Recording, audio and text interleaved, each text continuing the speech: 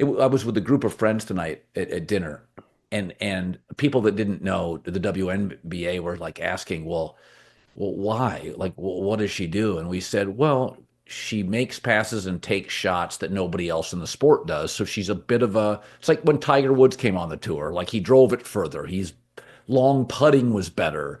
He looked like a football player in the red shirts. Like he just was different than every other golfer you grew up with. And people like unique and different. A finance professor's recent analysis reveals Caitlin Clark's extraordinary economic influence on the WNBA. During her debut season, this rookie generated 26.5% of the league's total economic activity while playing for the league's poorest performing team. Her 8-year, $128 million Nike contract demonstrates her marketability beyond the court. The numbers tell a remarkable story. League merchandise sales skyrocketed by 34% thanks to a first-year player from a Midwest university on the worst roster. Most striking is the Indiana Fever's franchise valuation jump from $90 million to $340 million after just 40 games featuring Clark. This valuation matches what NBA teams commanded a decade ago, despite the WNBA's shortened season format. Here, my question to you is: there's still no other. Like somebody said at the party, well, there'll be another Caitlin Clark, and I'm like, well, there's not another Steph Curry. Like there's guys that can shoot threes. I don't I don't think it's a game you duplicate. And I listen, let's just be honest. There are more great male athletes in the world than female athletes. There is no second Steph Curry. There is no other player that plays like that. My take is she could be $1 billion athlete. Like, are you Clark's appeal stems from her unique playing style. She executes passes and attempts shots that no other player in the sport can replicate. This distinctiveness mirrors Tiger Woods' early golf career impact. He possessed longer drives, superior putting skills, and a physical presence that distinguished him from traditional golfers. People gravitate toward exceptional and distinctive talent. The question arises whether another player like Clark will emerge. Just as there exists no second Stephen Curry despite numerous three-point shooters, Clark's game appears irreplicable. Given the smaller pool of elite female athletes compared to male counterparts globally, she may represent a singular phenomenon. Her potential reaches billion-dollar athlete status. She's a different type of player and she can do a lot of different types of things, but she's essentially bringing a Steph Curry-like basketball impact to the WNBA. It's really this simple. If you can shoot the way that she shoots, or the way Steph shoots, and you can perpetually be in motion, running around, yeah. inevitably there is an overreaction to your shooting ability. And we see this all the time with Caitlin. Just like you're going to see, Aaliyah Boston get nonstop easy buckets in the mid range. Basketball showcases two primary entertainment archetypes: supreme vertical athletes like young LeBron James or Anthony Edwards, and extraordinary shooters. These categories capture television audiences most effectively. Two player types dominate modern basketball success: large, strong playmakers such as LeBron, Luka Doncic, and Nikola Jokic, plus unstoppable shooters, with Curry being the prime example. Clark embodies the second category, bringing Curry-like basketball impact to women's professional basketball. Elite shooters who maintain constant motion create defensive overreaction. Clark's shooting threat forces defenders to step up on screens, leaving teammates like Aaliyah Boston with easy scoring opportunities. This creates 4-on-3 situations with an empty paint area. Rolling to the basket, because every time she sets a screen for Caitlin, her defender is stepping up to guard Caitlin. Because as she comes off of that screen, if you're not there, she's going to shoot it and she's going to make it. And so there's a reaction that inverts spacing and brings a 4-on-3, because you bring multiple defenders away from the rim. There's a 4-on-3 with a vacated paint. And because of that, there's a lot of easy opportunities to score there. Like, that's the thing with Steph Curry. Like, Steph Curry is not the same shot maker that he was 4 years ago in 2021. Curry demonstrates this principle perfectly. Though his shooting accuracy has declined since 2021, his movement alone creates scoring chances for Golden State. Clark hasn't reached peak shooting performance yet, but defenses already respect her range. She functions as the WNBA's premier offensive catalyst, despite being a second-year player with significant improvement potential. Clark still struggles against defensive pressure and commits too many turnovers, as evidenced against New York Liberty. Her shooting form limits her to leftward movement, requiring development for rightward shooting ability. However, her competitive intensity suggests these issues will resolve within 2 years, potentially making her the league's best player. But just the simple threat of him running around gives the Warriors a chance to score. And that's the thing, like Caitlin hasn't even really started hitting shots yet this year the way that she's capable of, but everyone knows she can, and they guard her in that fashion. And so to me, it's kind of like a proof of concept in that if you can shoot and you can run around the way that Steph does and you can strike fear into a defense in that way, the trickle-down effects with the way that defenses guard you just make everything so much easier for her. And like, you could argue she's already the best offensive engine in the WNBA, and she's literally a second-year player. Movement shooters like Clark open numerous offensive possibilities. Her must-watch television appeal has attracted viewers during typically busy periods. She doesn't consistently receive favorable officiating calls, similar to how Shaquille O'Neal faced constant fouling without appropriate whistles, or how Jokic constantly complains about contact. The WNBA initially underestimated Clark's popularity tsunami. Poor scheduling decisions reflected their inexperience with such attention. They've since improved, broadcasting all her games and featuring her prominently in league promotions. Officials face pressure avoiding overly favorable calls as existing players resent her disproportionate attention. She doesn't always get the consistent great star whistle. I think they're still kind of figuring out how to officiate her. Right? Like I've said this for years when I covered Shaq and went to Shaq got fouled more than anybody I've ever seen. I mean, it was insane. People bounced off Shaq. Jokic complains constantly. Like, people are bouncing off me. Both baseball and the WNBA have historically felt ignored compared to NFL, NBA, and college football coverage. This insularity breeds resentment when one player dominates headlines. Tiger Woods faced similar criticism during his early career, with golf commentators questioning the singular focus on him. Bryce Harper experienced teammate conflicts due to excessive media attention. The adjustment period continues across multiple areas. Marketing strategies, promotional approaches, officiating standards, and defensive schemes. Television exposure through Clark has introduced new WNBA viewers who now appreciate the sport generally. Players like Nafisa Collier gained new fans through Clark-related broadcasts. She doesn't quite get as favorable a whistle as you think. So I think neither does Steph too. That's the funny part. Well, and I think I will give the WNBA credit. They just didn't understand the tsunami of her popularity. Like, they didn't get the schedule, and you don't know what you don't know. They've done a much better job. All her games are on television. Every time I turn on every time I see a promote.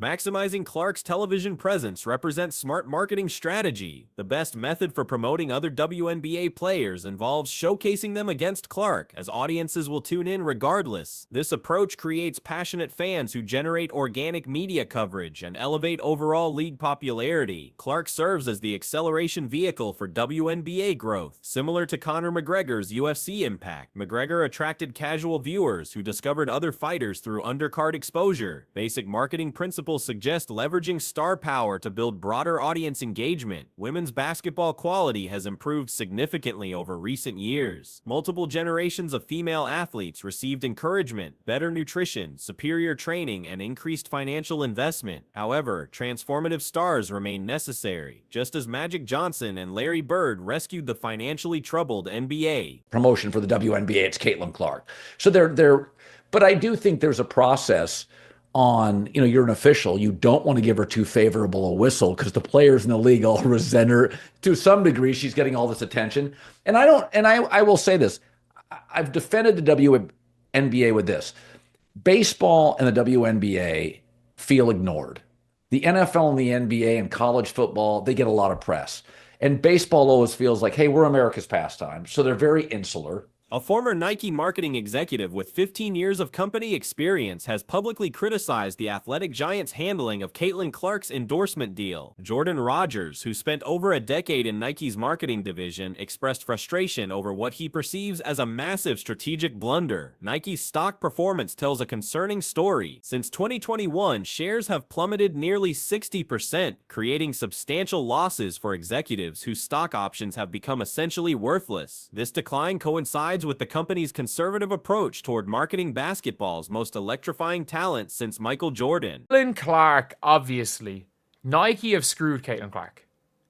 Nike have screwed Caitlin Clark, and this is the first topic I want to talk about live on stream. But Nike have absolutely screwed Caitlin Clark. You have got a former 15-year Nike marketing employee, Jordan Rogers, talking about this. And let's take a listen to what he is talking about with Nike and Caitlin Clark.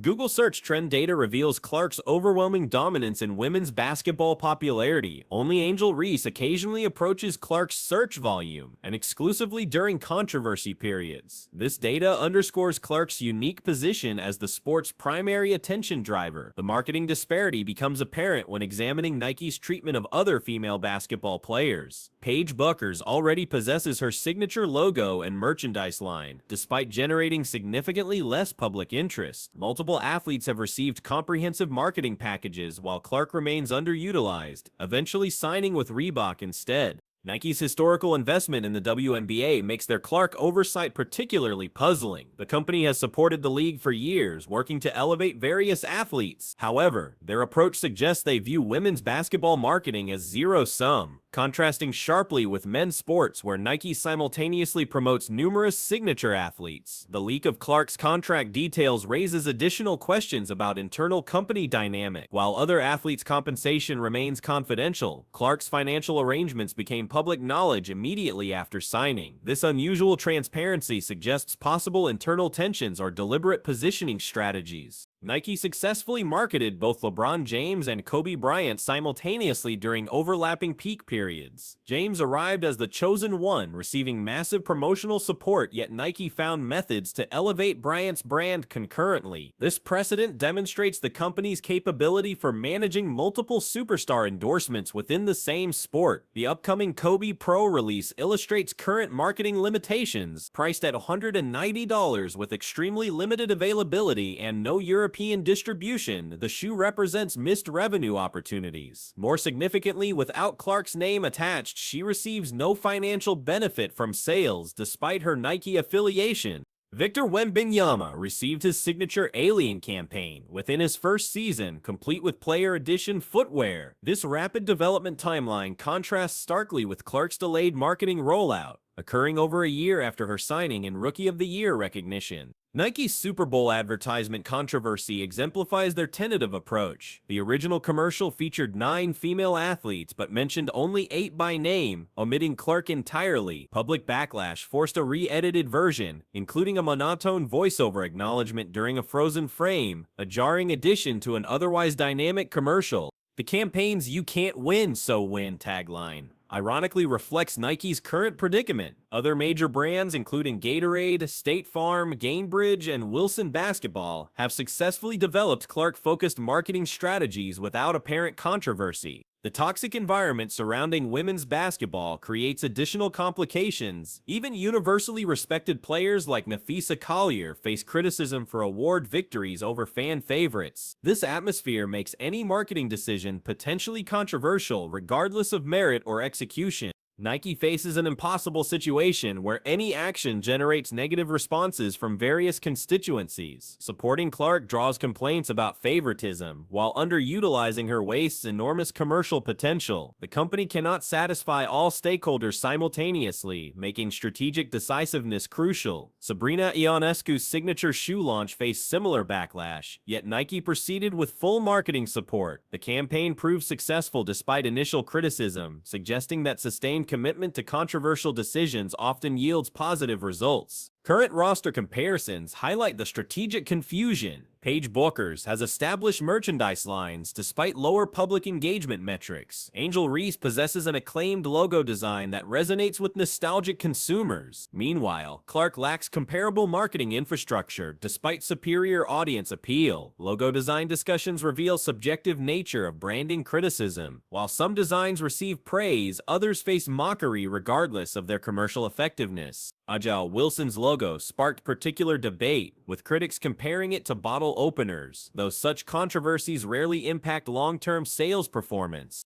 The situation represents more than poor timing or strategic hesitation. Nike appears paralyzed by the politically charged atmosphere surrounding women's basketball, allowing competitors to capitalize on basketball's most marketable personality. Their conservative approach contradicts decades of successful athlete marketing built on bold, decisive campaigns. Nike's predicament extends beyond single endorsement deals to fundamental questions about corporate courage and market leadership. The company built its reputation on controversial but ultimately successful athlete partnerships from Jordan through modern superstars. Clark's unique position as women's basketball's transcendent figure creates unprecedented opportunity costs. Every delayed campaign, limited release, or understated promotion represents lost revenue and cultural influence. Competitors continue gaining ground while Nike maintains its cautious stance. The marketing executive's analysis suggests internal company debates about appropriate messaging and positioning strategies. However, extended deliberation periods allow other brands to establish stronger Clark associations, potentially limiting Nike's future promotional effectiveness. Recovery requires acknowledgement that current strategies have failed to maximize available opportunities. Nike must decide whether to commit fully to Clark's promotion or accept responsibility for underutilizing basketball's biggest marketing asset since Jordan's prime years. Recent television viewership numbers for Indiana Fever games present a complex picture of fan engagement when their marquee player remains sidelined with injury.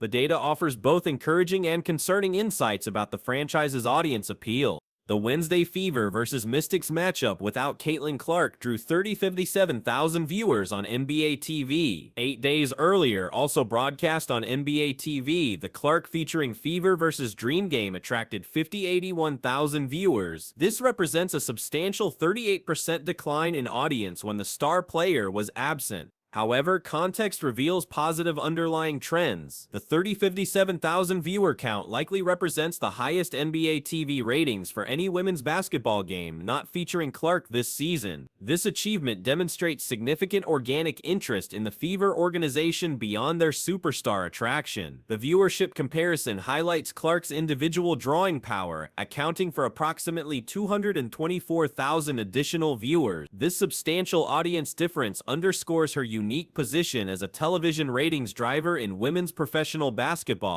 Indiana's playing style has drawn criticism throughout the season, with observers describing their approach as sluggish and unappealing regardless of Clark's participation. Coach Stephanie White appears to favor a methodical, defensive-oriented strategy similar to Connecticut Sun's previous successful formula. Yet this approach lacks the personnel to execute effectively. Key Connecticut players like Alyssa Thomas, Brian January, and DeWanna Bonner cannot be replicated through tactical adjustments alone. Attempting to implement similar strategies without comparable talent creates frustrating viewing experiences. Historical perspective provides valuable context for current viewership patterns. Chicago Sky games against Dallas Wings drew only 101,000 viewers last season, making the Fever's 357,000 figure remarkably strong for the network. Fewer than 10 NBA games on NBA TV likely exceeded this women's basketball audience this year. The data counters arguments about excessive league dependence on individual stars. The numbers suggest that while Clark's absence reduces viewership significantly, the Fever maintains substantial audience loyalty that extends beyond single-player appeal. The 1994 NBA All-Star voting provides relevant historical parallel. Despite Michael Jordan's retirement, Chicago Bulls remain the league's most popular franchise. B.J. Armstrong earned All-Star starter selection primarily due to residual Bulls fan base loyalty rather than individual merit as the Eastern Conference's premier point guard. Similarly, the Fever have cultivated devoted following that persists during Clark's absence. No other WNBA franchise currently generates comparable television audiences, including established teams like New York Liberty or expansion franchises like Golden State Valkyries.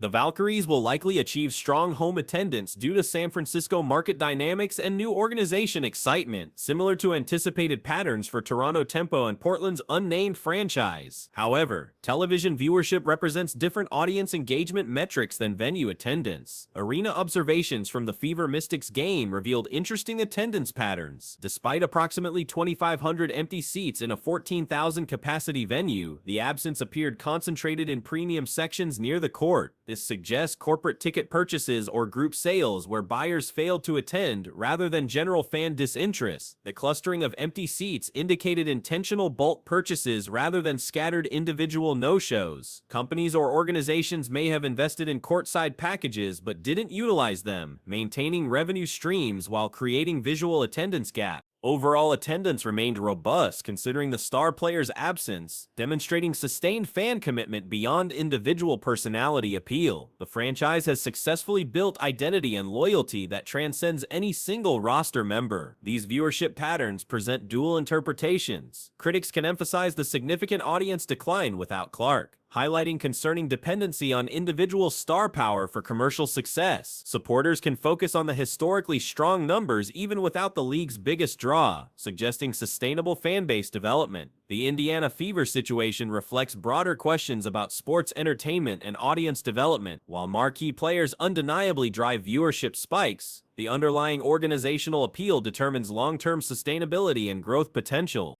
Television networks benefit from predictable audience patterns regardless of specific player availability. The Fever's consistent ability to generate substantial viewership, even at reduced levels, provides valuable programming content for broadcasters seeking reliable audience engagement. The franchise's dual reality encompasses both star dependency and independent appeal. Clark's presence creates exceptional viewership numbers that few sports properties can match, while her absence still produces audience figures that exceed most women's basketball programming. This balance suggests successful brand building beyond individual player marketing. The Fever have cultivated organizational identity that resonates with viewers independent of roster composition, creating sustainable commercial foundation for continued growth. Future assessment will depend on sustained audience engagement patterns throughout Clark's recovery period and beyond her eventual career conclusion. Current data indicates the franchise has established meaningful connection with fans that extends beyond temporary star power, though optimal success clearly requires their marquee players' participation.